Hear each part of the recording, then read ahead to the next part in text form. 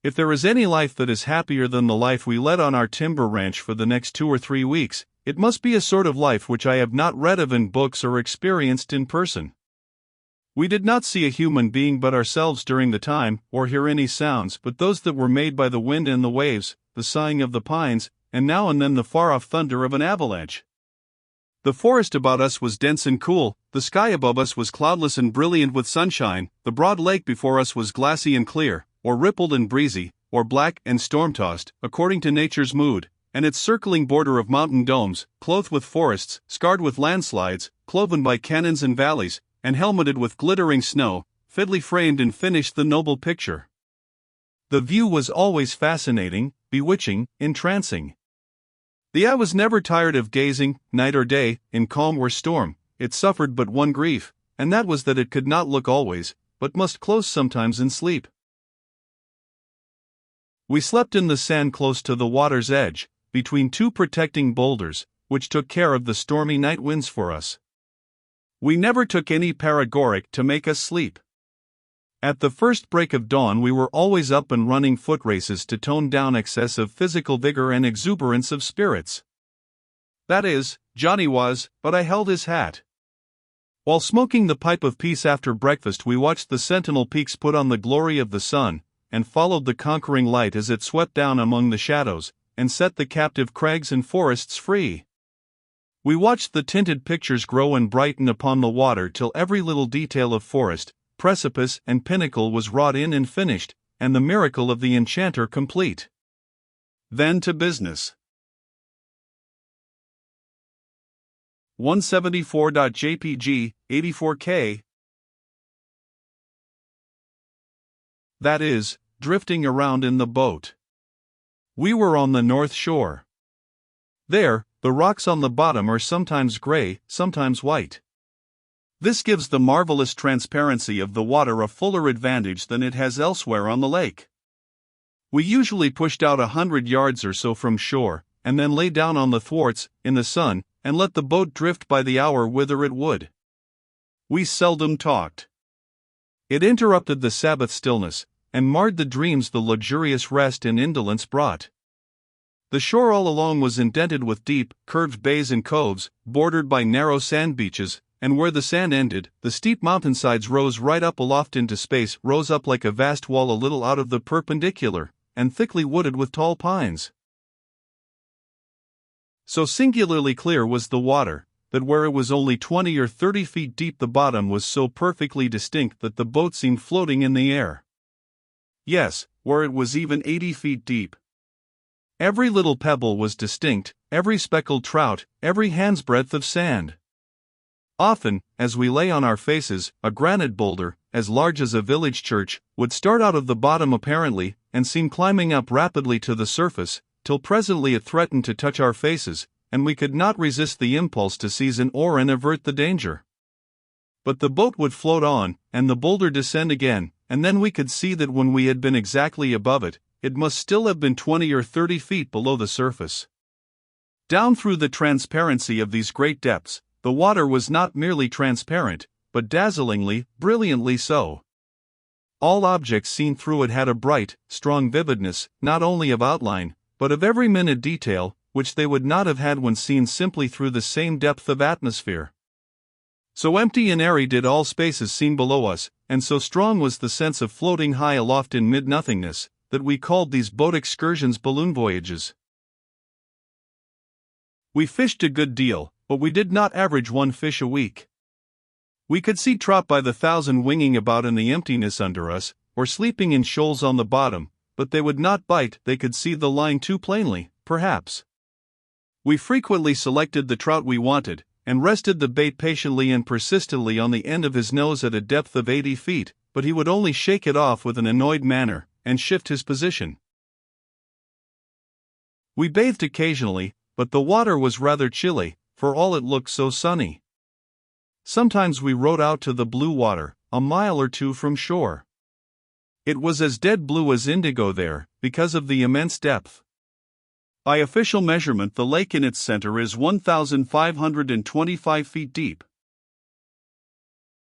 Sometimes, on lazy afternoons, we lolled on the sand in camp, and smoked pipes and read some old well-worn novels.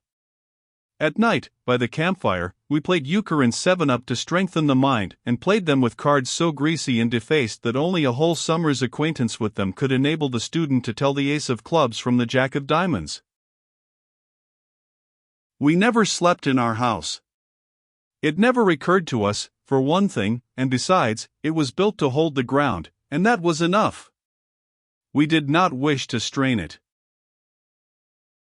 By and by our provisions began to run short, and we went back to the old camp and laid in a new supply. We were gone all day, and reached home again about nightfall, pretty tired and hungry.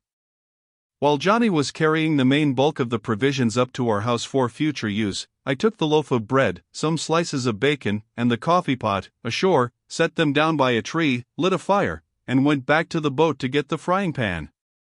While I was at this, I heard a shout from Johnny, and looking up I saw that my fire was galloping all over the premises. Johnny was on the other side of it.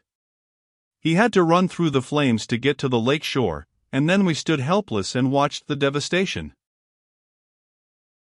The ground was deeply carpeted with dry pine needles, and the fire touched them off as if they were gunpowder. It was wonderful to see with what fierce speed the tall sheet of flame traveled. My coffee pot was gone, and everything with it.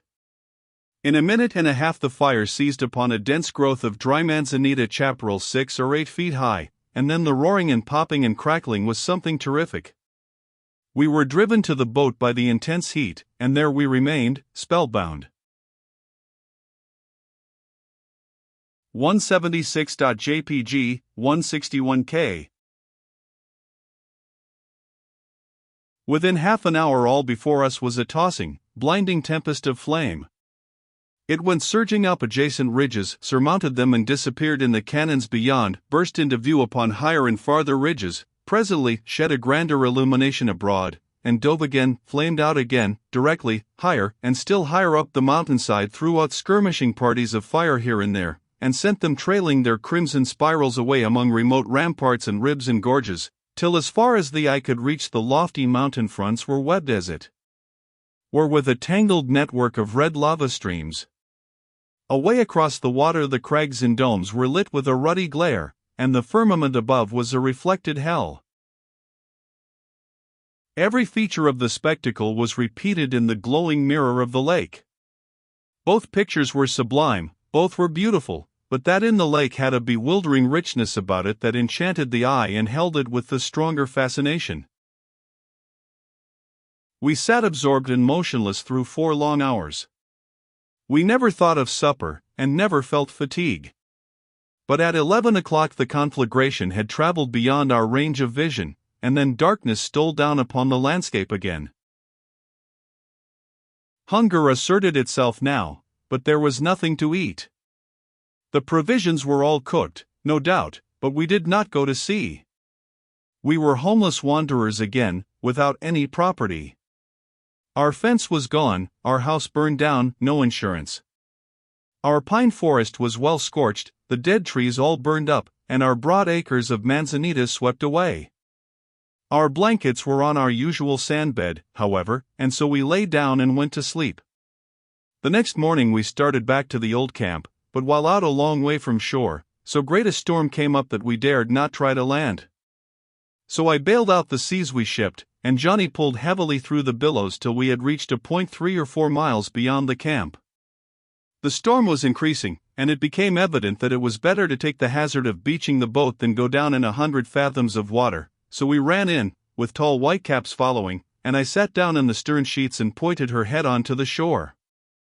The instant the bow struck, a wave came over the stern that washed crew and cargo ashore, and saved a deal of trouble. We shivered in the lee of a boulder all the rest of the day, and froze all the night through. In the morning the tempest had gone down, and we paddled down to the camp without any unnecessary delay. We were so starved that we ate up the rest of the brigade's provisions, and then set out to Carson to tell them about it and ask their forgiveness. It was accorded, upon payment of damages. We made many trips to the lake after that, and had many a hairbreadth escape and blood-curdling adventure which will never be recorded in any history.